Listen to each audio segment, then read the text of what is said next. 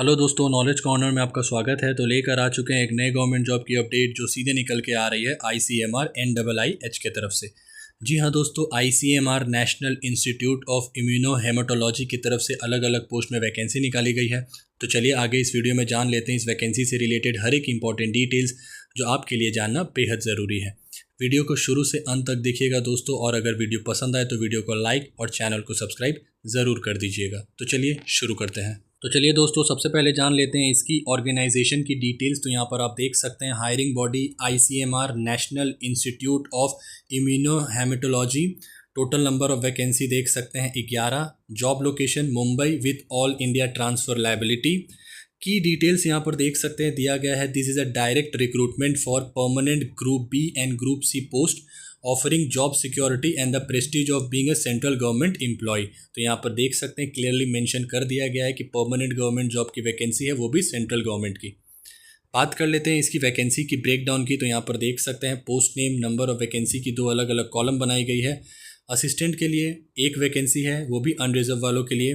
UDC का एक vacancy unreserved वालों के लिए। LDC का देख सकते हैं एक वैकेंसी अनरिजर्व वालों के लिए। पर्सनल असिस्टेंट एक वैकेंसी अनरिजर्व वालों के लिए। टेक्निकल असिस्टेंट दो वैकेंसी OBC के लिए। टेक्नीशियन 1 टोटल 4 वैकेंसी, अनरिजर्व वालों के लिए 2, OBC के लिए 1, EWS के लिए 1, और लास्ट है देख सकते हैं लैब अटेंडेंट 1 जिसमें एक वैकेंसी है, वो भी अनरिजर्व वालों के लिए।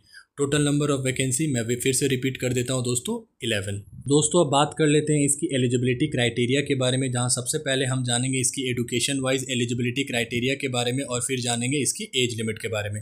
तो यहाँ पर आप देख सकते हैं सबसे पहले असिस्टेंट का एजुकेशनल क्वालिफिकेशन दिया गया है। Minimum 3 years bachelor's degree in any discipline from a recognised university institute. Working knowledge of computer, MS office, PowerPoint. यहाँ पर एज लिमिट भी साथ ही साथ दे दिया गया है दोस्तों। मिनिमम एज 18, मैक्सिमम एज 30, ये अनरिजर्व वालों के लिए है। अब अपर डिविजनल क्लर्क की अगर बात कर ले तो इसमें भी ग्रेजुएशन की डिग्री आपको चाहिए। अगर आप ग्रेजुएट है तो आप अप्लाई कर सकते हैं। Typing speed 35 word per minute in English और 30 word per minute in Hindi on a computer. Minimum age 18, maximum 27 years unreserved वालों के लिए।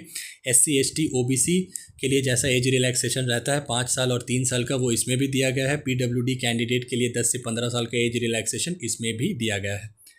Lower divisional clerk 12th class अगर आप पास हैं तो आप इस फॉर्म को अप्लाई कर सकते हैं। Typing speed 35 word per minute in English और 30 word per minute in Hindi on a computer. Minimum age 18, maximum 27। Personal assistant PA educational qualification minimum 3 years bachelor degree in any discipline from a recognised university institute with computer literacy. 120 word per minute speed in shorthand English और Hindi. Age limit minimum 18, maximum 30 years। Technical assistant educational qualification first class 3 year bachelor degree in biological sciences biotechnology from a recognised university. Minimum 18, maximum age 30 years unreserved वालों के लिए। Technician 1 की अगर बात करें दोस्तों तो देख सकते हैं एजुकेशनल क्वालिफिकेशन में 12th और intermediate pass in science subject with 55% marks from a government recognised board. At least 1 year diploma in medical laboratory technology from a government recognised institution. Minimum age 18, maximum age 28 unreserved वालों के लिए। Lab attendant 1 की अगर बात कर ले तो देख सकते हैं educational qualification 10th pass with 50% marks in aggregate from a recognised board. 1 year of work experience in a government recognized approved registered lab in the respective field or a trade certificate issued by government agencies। Minimum age 18, maximum age 25 years unreserved वालों के लिए। OBC SC ST के लिए age relaxation दिया गया है। PWD candidate के लिए भी इसमें एज रिलैक्सेशन दिया गया है। बात कर लेते हैं अगर इसकी इंपॉर्टेंट डेट्स की, तो यहाँ पर आप देख सकते हैं इसकी ऑनलाइन एप्लीकेशन 25 जुलाई से ऑलरेडी शुरू हो चुकी है, जिसका आखिरी डेट 14 अगस्त 2025 रात के 11:59 तक है। एडमिट कार्ड की अवेलेबिलिटी की डेट भी दे दी गई है दोस्तों, tentatively 2nd week of September. Date of CBT tentatively 3rd and 4th week of September यहाँ पर देख सकते हैं दिया गया है। अब बात कर लेते हैं इसकी सैलरी एंड बेनिफिट्स की दोस्तों। तो यहाँ पर आप देख सकते हैं 7th पे कमीशन के अकॉर्डिंग इसकी सैलरी बनेगी। साथ ही आपको इसमें अलाउंसेस भी दिए जाएंगे, जैसे dearness allowances, house rent allowances, transport allowances, और साथ ही इसमें पेंशन स्कीम भी रहेगी।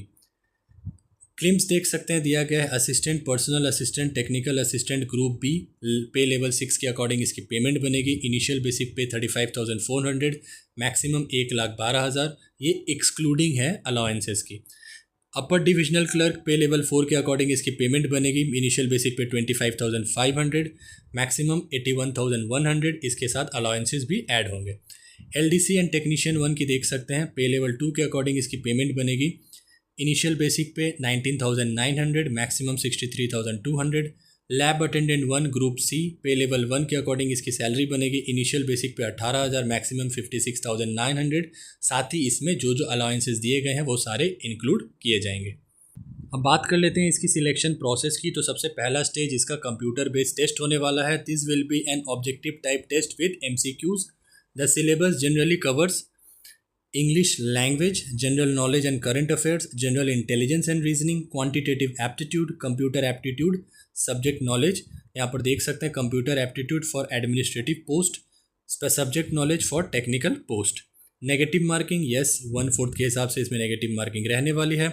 दूसरा स्टेज होगा इसका स्किल टेस्ट, जो कि क्वालिफाइंग इन नेचर होने वाला है। UDC LDC के लिए एक टाइपिंग टेस्ट होगा। असिस्टेंट के लिए कंप्यूटर प्रोफिशिएंसी टेस्ट होगा covering word processing, Excel and power point.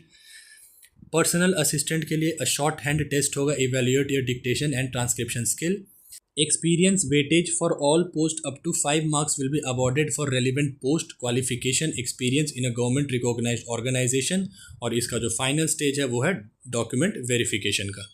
बात कर लेते हैं इसकी एप्लीकेशन फ़ी की। तो अनरिजर्व वाले, OBC वाले, EWS कैंडिडेट के लिए ₹2,000, वुमेन कैंडिडेट के लिए ₹1,600। Note, ICMR employees are not exempted from the application fee. मतलब अगर कोई ICMR का एम्प्लॉय अगर इस फॉर्म को अप्लाई कर रहा है तो उनको भी ये एप्लीकेशन चार्जेस देने पड़ेंगे। तो ये रही दोस्तों इस वैकेंसी से रिलेटेड हर एक इंपॉर्टेंट डिटेल्स जो आपके लिए जानना बेहद ज़रूरी था। जो भी इसके ऑफिशियल नोटिफिकेशन में इंपॉर्टेंट डिटेल्स दिए गए थे वो सारी मैंने 1 बाय 1 कवर कर ली है। फिर भी अगर आपको कोई फर्दर डाउट हो तो मुझसे कमेंट बॉक्स में पूछ सकते हैं, या डिस्क्रिप्शन में मैं इसका लिंक प्रोवाइड कर दूंगा, वहाँ से जाके भी आप गो थ्रू कर सकते हैं। नॉलेज कॉर्नर की तरफ से अगर आपको ये इन्फॉर्मेशन पसंद आई होगी दोस्तों तो वीडियो को लाइक, चैनल को सब्सक्राइब, साथ ही अपने दोस्तों के साथ ज़रूर शेयर करें। मिलते हैं एक नए गवर्नमेंट जॉब की अपडेट के साथ, तब तक के लिए अपना ख्याल रखें। जय हिंद।